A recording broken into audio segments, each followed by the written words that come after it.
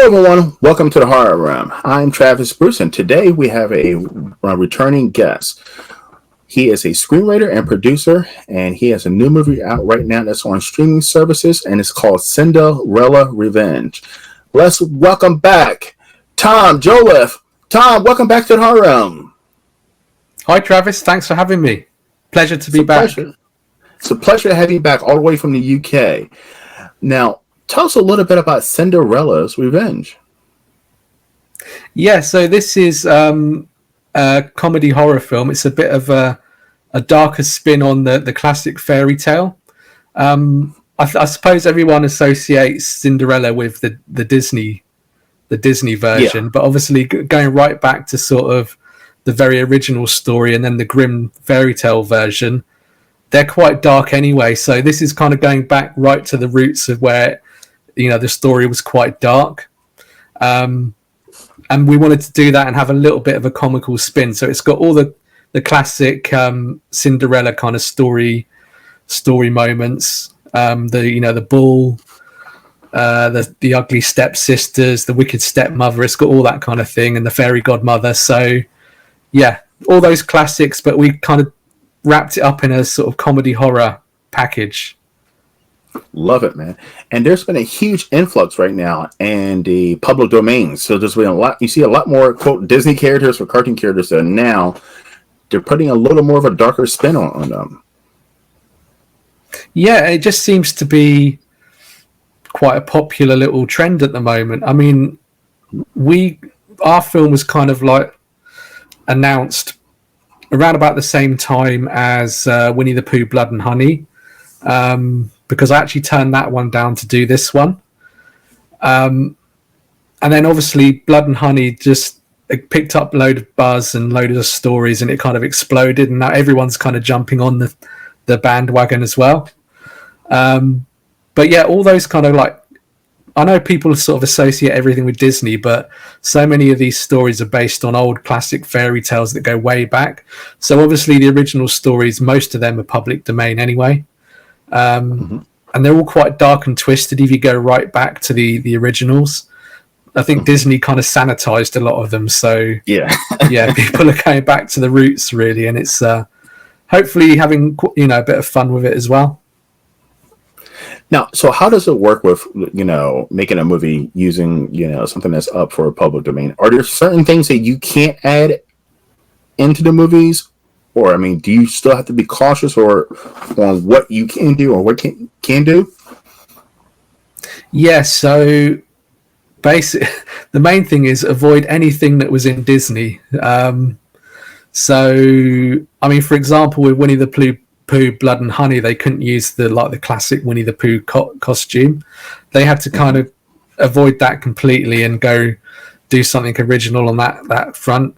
We were the same with Cinderella's Revenge. We had to we referred all the way back to the original story, and we made sure that we kind of stuck to that. Certain moments, there's like moments where with the glass slipper and someone cutting off their toe to make sure they can fit in the slipper.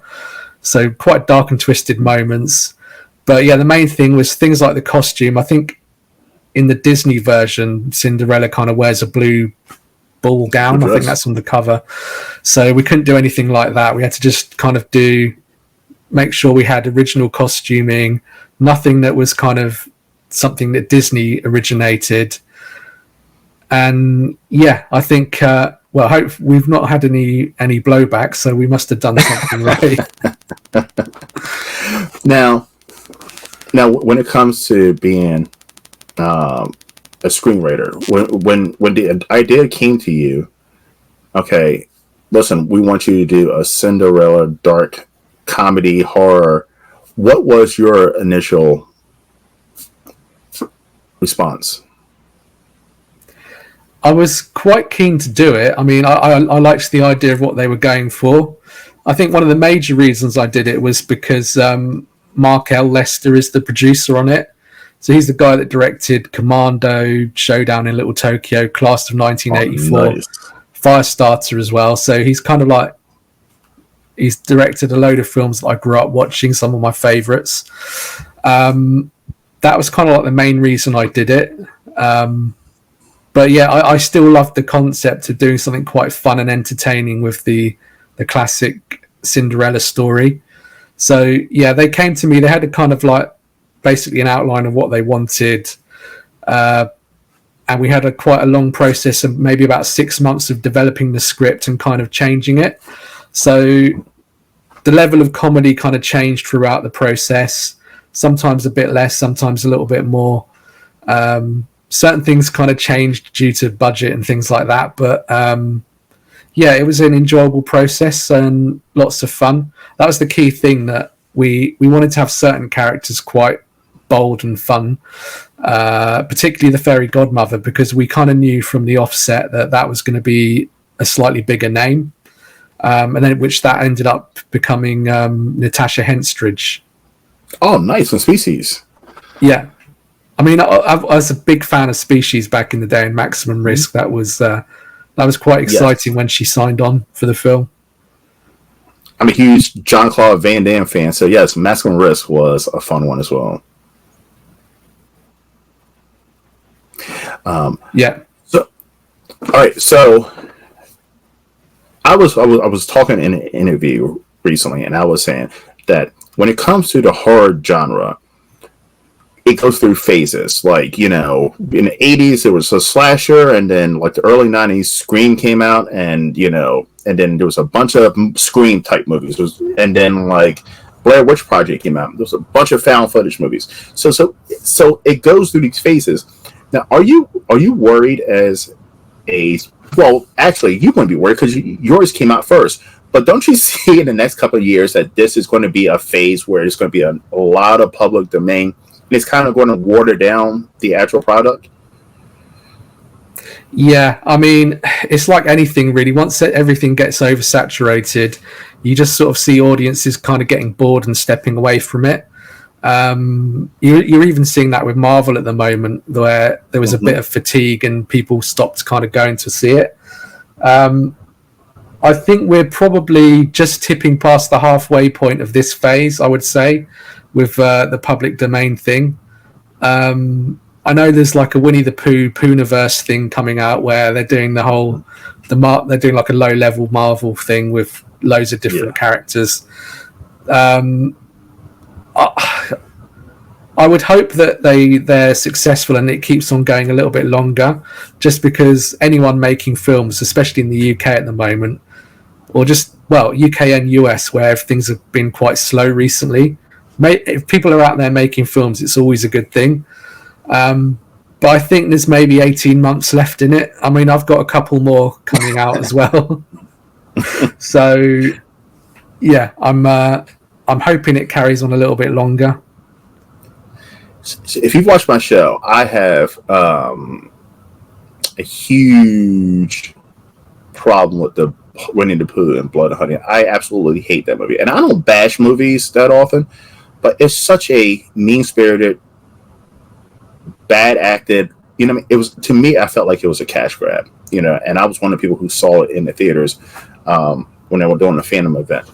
And I was like, boy, like, you could have did so much more with the Winnie the Pooh universe in a movie, and you decided to just go with the lowbrow rednecks with a mask on, bad acting, just mean-spirited horror. And I was like, boy, there was so much potential to do something else.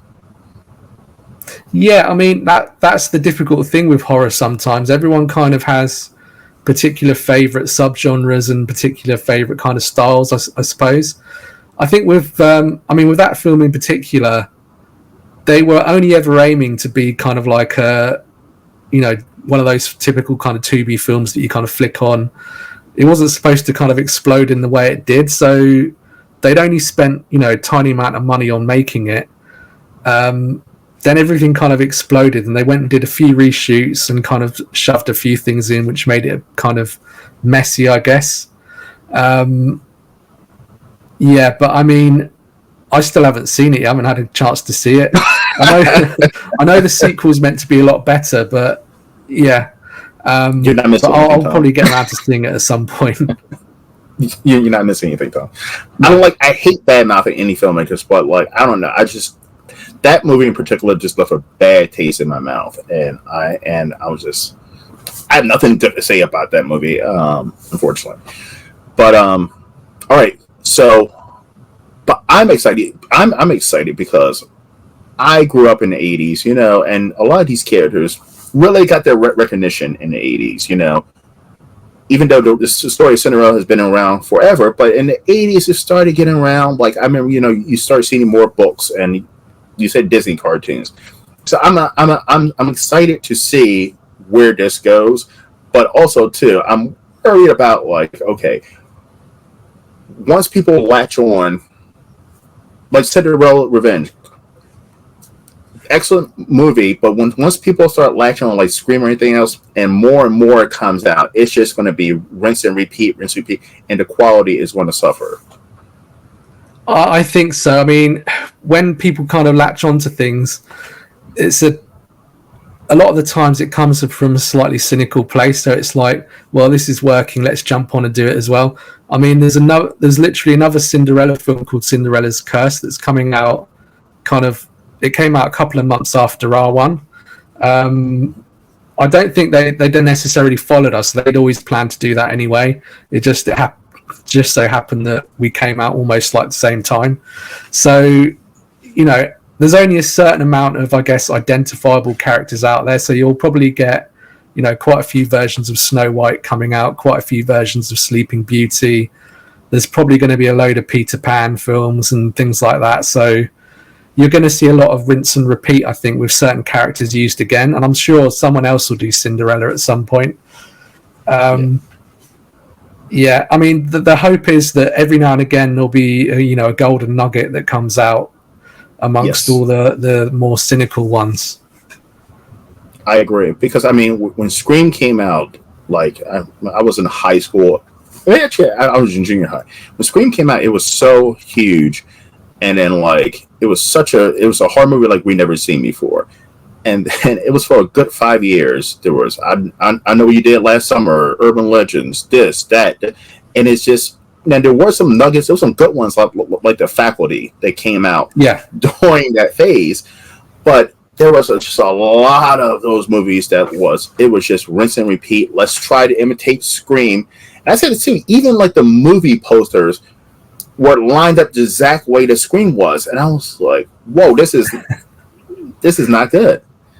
Yeah, it's just, I guess it's particularly like I suppose the last 30 or so years, and it's got worse, I think, in the last 10 years, but it's so business orientated now with the movies, and no one wants to take too many risks. So they see something, they think it works, and they just kind of try and do this exactly the same thing. They might not even realize how unsubtle they're being by, kind of copying the plot line, copying the artwork, and all that kind of thing. But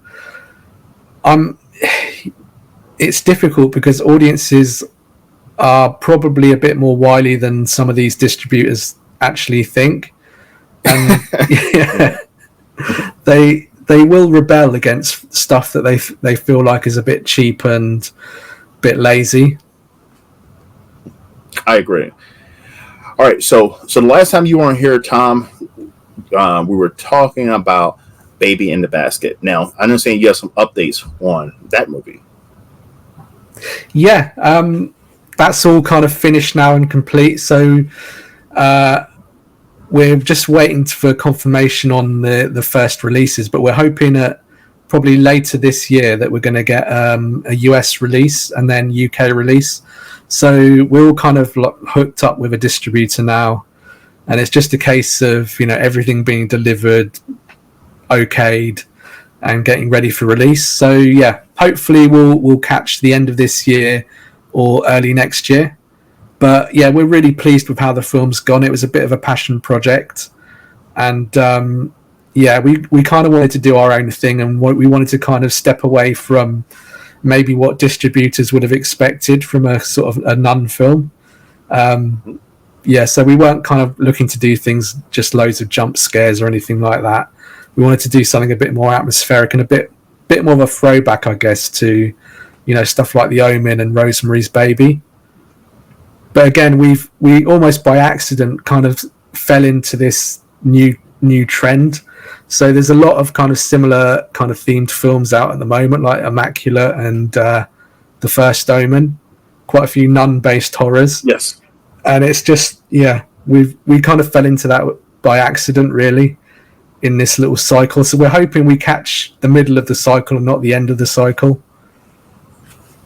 But is it hard, Tom, as a screenwriter to come up with creative ideas? Because I can imagine if I'm writing that idea, like, if you don't get it out fast enough, two other movies that are like yours could be released before it. Like, so is it a rush when you come up with a great idea to get it out as soon as possible?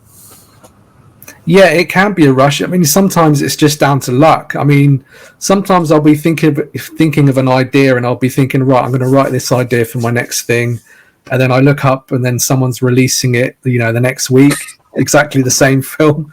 So, yeah, it's tough. And, the only other thing you can really do is almost like wait 5 years and try and get the beginning of the next cycle. But, the other challenge is that, especially when it comes to trying to get the money, is attracting investors and attracting distributors, and they want something that they think is a sure bet. That tends to be things that are very formula driven, or that they feel like is something that is either evergreen, like slashers and things like that, or something that's like hot at the moment. So it's very tough to do something original. Like, even if you wanted to, the case of trying to get the money at that point is, just as difficult. And that's kind of sad, because like it kind of stunts like horror creators, creativity, because yes, you want to make something original and something that you're passionate about, but distributors want to go with the same old, the proven. Yeah, exactly. And I think now what's happening with so many mainstream movies, there's so many that are almost kind of interchangeable and very similar. Sometimes you'll get a film that comes out that audiences suddenly latch onto because they think it's kind of like original and kind of, something completely new and that's never been done before. Something like Saltburn, for example, that everyone kind of latched onto. There's these big moments, memorable moments in it, and they thought, "Oh, we've never seen anything like this." And I'm thinking, well, have you never seen The Talented Mr. Ripley or Salo or anything like that? You can just go back 30 or 40 years, and these films were like all over the place, things like that. I actually did a comparison video. Every now and again, there's something a bit fresher kind of slips in, and I think audiences do respond to something that feels a bit more fresh. I agree. I actually did a comparison video a couple months ago between Saltburn and A Talented Mr. Ripley, because there's so many similarities towards the movies, and I agree. The newer generation came out and was like, "Oh my goodness, I've never seen it." I'm like, A Talented Mr. Ripley came out in the 90s, and it's this kind of similar theme, and yeah, still great movies, both great movies. Yeah, I liked Saltburn a lot. Mm-hmm. But horror fans hated that movie. I know that movie. Well, horror fans said that wasn't a horror film, which I say it is. It's now, is it blood and guts? No, but I consider Saltburn a horror movie. But a lot of hardcore horror fans do not want to put that movie into the horror category. What do you think, Tom? Is Saltburn a horror film? I actually did think there was a little bit of that in there. A bit of a dark psychological, horror element. Yeah, I mean, I would have put it's one of those films that's almost hard to categorize, and that's probably why I quite liked it. And I live quite close to the location, so I'm not too far from Oxford, where the film was set. Nice. Yeah, so yeah, it's interesting. I quite like that though, where there's certain films where it's difficult to categorize that they almost shift into horror. Like I remember Spencer, the Kristen Stewart film about Princess Diana. Yes. That to me felt almost like a psychological sort of horror, almost going back to the kind of thing that Polanski did in the 60s. Yes. even Black Swan. I say all the time, Yeah. Black Swan is definitely a horror movie, and it's a debate if it's horror or not. I'm like, that movie is totally a horror film. Yeah. I think, when you're dealing with like intense, psychological dramas and things like that, and people kind of like losing control and losing their sense of reality, that there's a certain horror to that. So yeah, but I like films that kind of blur the genre lines. I do too. I like anything original. So anything original that comes out, even if I don't feel like it's good, I still give it props because it's something I've never seen before. And I give props to originality. Yeah, I'm the same. I mean, sometimes I'll see a film and I think, oh my God, what was that? But you suddenly appreciate the fact that they've tried to do something a little bit different or kind of against the grain. Yes.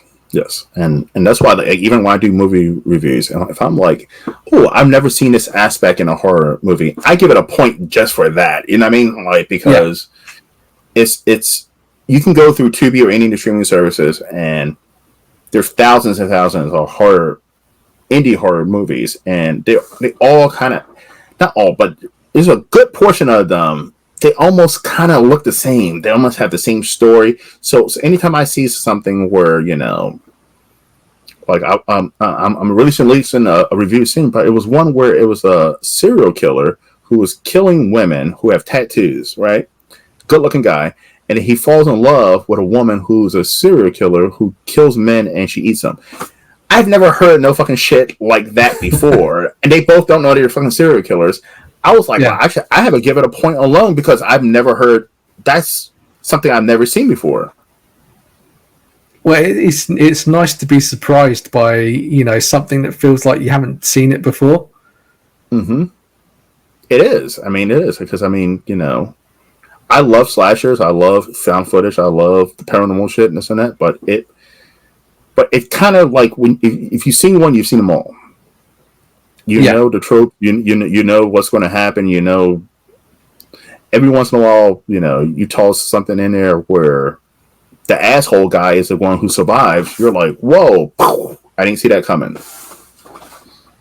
Yeah, exactly. I think it's nice to be surprised. I think sometimes you can have sort of identifiable elements, but you kind of mix them together in a new way as well. I mean, I kind of that's probably one of the reasons I really liked Mandy a few years back with Nick Cage. Love Mandy, huge fan. Because it just felt something really fresh that I'd not really seen before.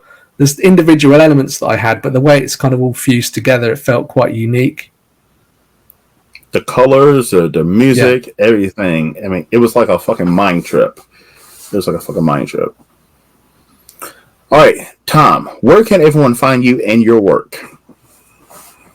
So I can be found on Instagram. So I'm normally updating everything I'm doing. So I've just shot a film that there's now in post. So there's always updates on that. There's updates on The Baby in the Basket, and then I'm sure there'll be updates later in the year about other things that are coming out or going into production. And then in terms of my films, I have quite a few that are probably on Tubi, all those kind of things, Voodoo, all the usual suspects. And so that's the main thing with me is Instagram, really. I don't really use the other platforms too much. Awesome. Listen, everybody, get over there and follow Tom. Go on the streaming services and check out Cinderella's Revenge. I know I am tonight, as well as follow him on Tubi. Look on Tubi. He has some great movies, and look out for Baby in the Basket. Tom, thank you for coming on again, man. Listen, it's always been fun, man. Always been fun. Yep, same, Travis. Thanks for having me on. No problem, brother. And everybody, thank you for coming to the Horror Realm. I'm Travis Bruce, and that's Tom Joliffe. We'll see you next time. Take care.